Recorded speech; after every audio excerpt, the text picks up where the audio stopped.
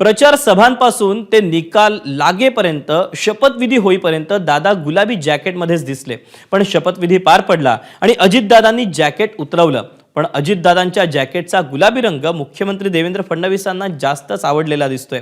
याचं कारण शपथविधी आणि त्यानंतर अनेक कार्यक्रमात पत्रकार परिषदांमध्ये मुख्यमंत्री फडणवीसही सध्या गुलाबी जॅकेटमध्ये वावरताना पाहायला मिळतात। पाहूयात मुख्यमंत्र्यांच्या गुलाबी रंगाची ही खास केमिस्ट्री सांगते तरी काय। प्रचारात गुलाबी जॅकेट, शपथविधीला गुलाबी जॅकेट, पत्रकार परिषद आणि सभांनाही गुलाबी जॅकेट। आधी उपमुख्यमंत्री अजित पवार आणि त्यानंतर मुख्यमंत्री देवेंद्र फडणवीसही गुलाबी जॅकेटमध्ये दिसू लागले आणि एकच चर्चा रंगली।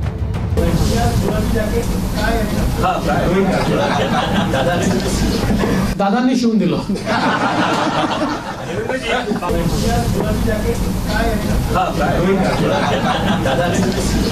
दादांनी शिवून दिलं। होय, मुख्यमंत्री म्हणतायत ते खरंच असेल म्हणा, कारण दादांनी विधानसभेच्या आधी चढवलेलं गुलाबी जॅकेट थेट निकालानंतरच उतरवलं। पण फडणवीसांनी मात्र या गुलाबी जॅकेटची आता सवय करून घेतली आहे। 2 दिवसांपूर्वीच त्यांनी पत्रकार परिषद घेतली, तेव्हाही त्यांच्या अंगावर गुलाबी जॅकेटच होते। दादांनी शिवून दिलं।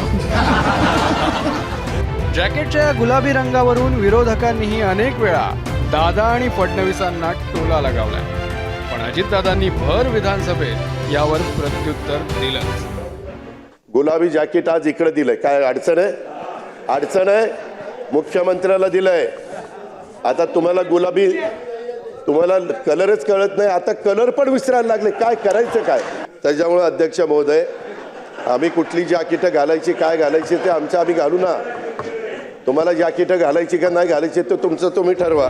महायुती सत्तेत आहे, फडणवीस मुख्यमंत्री, अजितदादा उपमुख्यमंत्री बनले, पण दादांनी ज्या गुलाबी जॅकेटचा ट्रेंड सुरू केला तो पुढे कॅरी करण्याचं काम फडणवीस करतायत।